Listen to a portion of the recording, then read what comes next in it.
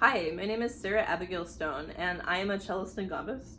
I live in New York City, specifically in Queens, and for the last 30 days, I have been recording a Bach chorale a day to just create some art. I'm stuck in my home, in my apartment, because right now New York City is obviously in lockdown, and I just want to be able to create art. I really specifically remember the last concert date that I had with a live performance. It was March 12th. This was a concert that took place in Lincoln Center's Alice Tully Hall. So right around the corner, the Met Orchestra closed down that night. Carnegie Hall closed down that night. We knew between the sound check and the concert that the Broadway shows were gonna go dark the next day. New York City was basically shutting down. So to have played a concert that night felt super surreal, bizarre, but looking back at it now, it's kind of like, oh, I get to play with some of my favorite people. Yeah, and it was just a wonderful time. And now, in this age of no live performances, I really appreciate getting to play that concert. I have been making these videos for 30 days. Today I reached 200 subscribers, which I'm super excited about.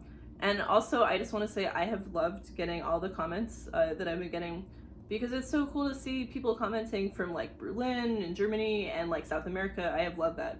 So I thought I would take the time to make this video and specifically to answer one question that I got, which is, what are those instruments? This is a question. I could answer it so many ways, but the way I want to answer it today is I kind of want to look at each of the 4 instruments that I have played, who made them, when they were made, but also who used to own them. Some of them have some really incredible backstories, and I just want to share them with you. So that's what this video is. Thank you so much for watching.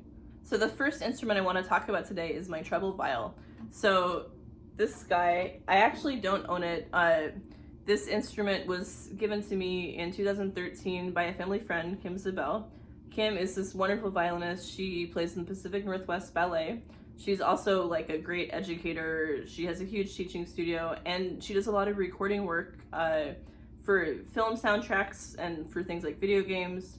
So Kim is awesome. Kim is also the person that helped me move into my very first New York apartment in 2013.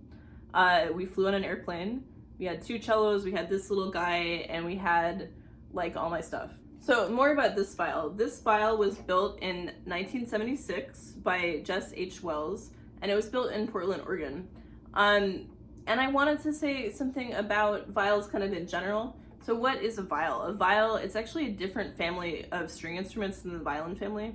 The main differences that you can see are the frets here, the fact that I have 6 strings, sometimes 7 strings, and also the fact that it's held between the legs. So the bigger instrument that I'm playing in some of those videos, the bass viol, it's actually also known as the viola da gamba, the viola of the legs. And so the whole family is kind of like an instrument that you hold between the legs. The other main difference is the bow hold. So you'll check out what I'm doing with this hand in the videos where I'm holding underhand. So a main feature of this family is that it's an underhand bow. I have been really excited. One of the best things about this Bach Everyday project is that I'm actually taking this guy out of the closet. I'm getting to play on it. This is something that had not really happened for a while, just because I'm so busy. So the fact that this gets to come out, it's really nice. Nice to have a reason to play it. The next instrument I want to share with you is my bass viol, my viola da gamba. I've had this instrument since 2014.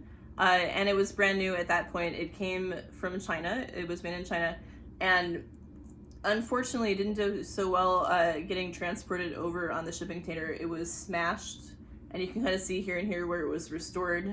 They did a really great job. I just wanted to say gamba is the reason that I play early music. It's the first instrument that I picked myself. Cello, my mom picked for me with the help of one of her friends who was a cellist, and I'm so lucky because I love playing cello, but gamba was the first instrument. I'm like, oh, that's so cool, I would love to learn how to do that.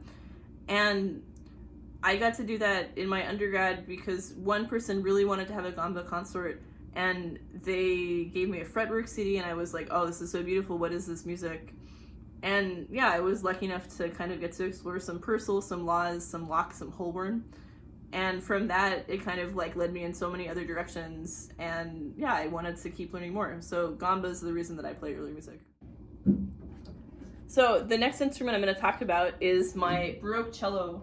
This is the cello I play on all the time. It's Italian, it's from the 19th century. The main differences between this and a modern cello are my gut strings here. I have no end pin, which is the thing on the bottom holding the cello up. I hold it with my legs. And then also I use a different shaped bow from the modern bow that's actually hooped the other way instead of a modern bow that's shaped this way. And that means that I can create loud sounds at the frog and softer sounds at the tip of the bow. But this cello is cool in that it was owned by this really amazing guy. His name was Tibor. Tibor, he's from Hungary. He's that generation of cellists like Starker that needed to escape during World War II. And he was Jewish. He ended up in a Nazi labor camp. He did escape the camp when it was bombed, and he ended up in the Swedish consulate, and eventually he made his way to South America, and he ended up being principal cellist of the Argentine National Symphony Orchestra for like, I think 25 years. There he opened this really cool recording studio, and he loved recording so much he actually moved to LA and recorded artists in a new studio there, including like Aretha Franklin. And eventually he ended up in Las Vegas. And in Las Vegas, he was in the orchestra at the Las Vegas Hilton Hotel. And this was where Elvis had his show, his like last show. So Tibor, he was everywhere. He was an amazing cellist. This cello is so wonderful and I love playing on it. This is my cello for life and I'm very lucky to have it. This cello is my piccolo cello. This cello is so cool. As you can see, unlike the Baroque cello, I have not 4 but 5 strings. So I have an E string, which is a fifth above the A string, the normal top string of the cello. And this cello was made in 1722. And you're like, oh, 1722, what does that correlate to? The Bach cello suites were written probably around 1717 to 1723. So this cello was made almost exactly at that period of time. I mean, it's English, so this cello was made by John Brown. And it was actually, the label is painted inside in black ink on the cello. The 6th Bach cello suite was written for an instrument that was tuned C, G, D, A, E.